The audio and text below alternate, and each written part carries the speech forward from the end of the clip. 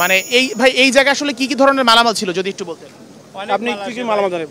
প্রোডাক্টের মধ্যে garments accessories, industrial parts, ঠিক আছে, এয়ারক্রাফটের পার্টস, সব ধরনের পার্টস আসে। বাংলাদেশের যেসব পার্টস তৈরি হয় না সব ধরনের পার্টস এখানে আসে।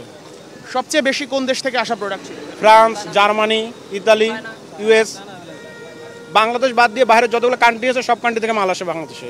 আপনার মানে কত টাকার ক্ষয়ক্ষতি হয়েছে বলে ধারণা? আমি নির্ধারিতভাবে বলতে পারবো না, আমার কোনো টাকার মাল না, কিন্তু আমার ইম্পোর্টারের। আচ্ছা, আপনি সিএনএফ এজেন্ট? হ্যাঁ, সিএনএফ এজেন্ট।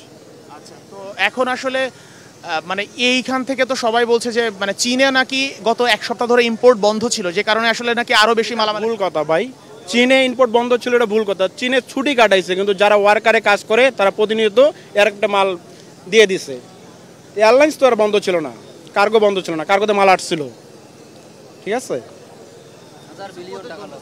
তো এই পরিস্থিতি আসলে সবাই আসলে হতাশ এবং একই সাথে সবাই আসলে ভাষা হারিয়ে ফেলেছেন, কথা বলার ভাষা হারিয়ে ফেলেছেন। এখন আসলে কিছু কিছু পরিস্থিতি যখন আসলে নিয়ন্ত্রণের বাইরে চলে যায়, এখন কারোর হাতেই কিছু থাকে না, তখন আসলে সেটাই হচ্ছে বাস্তবতা। এবং এই বাস্তবতা মেনে নিয়ে আসলে একটু কথা বলি ভাই আপনার সাথে, একটু কথা বলি ভাই। আসলে এই যে যে সেক্টরটা, এই সেক্টরের সাথে নিশ্চয়ই হাজার হাজার লাখ লাখ মানুষের সাথে সম্পৃক্ত, তাদের ব্যবসা, তাদের বিনিয়োগ।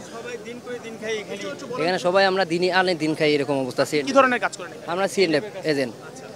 এখানে আসলে আমার ধরেন যে একটা আমার শিপমেন্টের ধরেন আমার একটা কোম্পানি আছে, ওই কোম্পানিতে আমি শিপমেন্ট নিয়ে আসছি, ভিতরে আছে 7.5 লক্ষ টাকার মাল, যেমন এটা ভেনিস।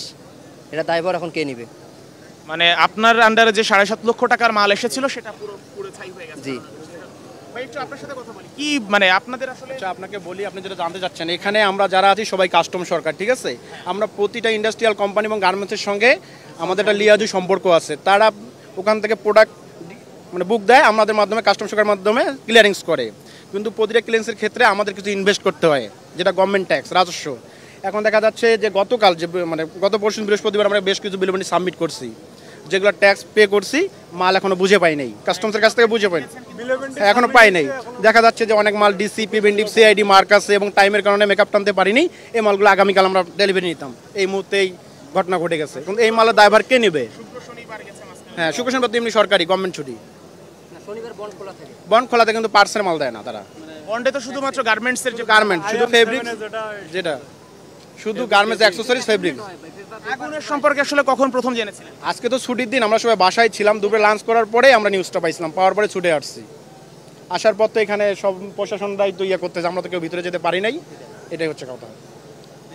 ভাই, আসলে আপনার সাথে একটু কথা বলি। আসলে কখন আসলে জানতে পারলেন যে প্রথমে? এটা 2টার দিকে। তখন আসলে আপনি চলে এসেছেন, এসে কি দেখলেন? তখন আসে দেখি ভিতরে আগুন জ্বলতেই চলমান। আপনারা কি ভেতরে যাওয়ার চেষ্টা করেছিলেন? চেষ্টা করছে, আমাদেরকে যাইতে দেয়নি, প্রশাসনরা যাইতে দেয়নি। আমরা শুনেছিলাম যে কুরিয়ার থেকেই, সম্ভবত একটা কুরিয়ার থেকেই প্রথমে আগুনটা লাগে। এটা সঠিক আমরা শিওর এখনো কেউ বলতে পারবো না, পরে বোঝা যাবে, পরে জিনিসটা বোঝা যাবে যে কীভাবে। তদন্তের পরেই হয়তো বা সঠিক বিষয়টা।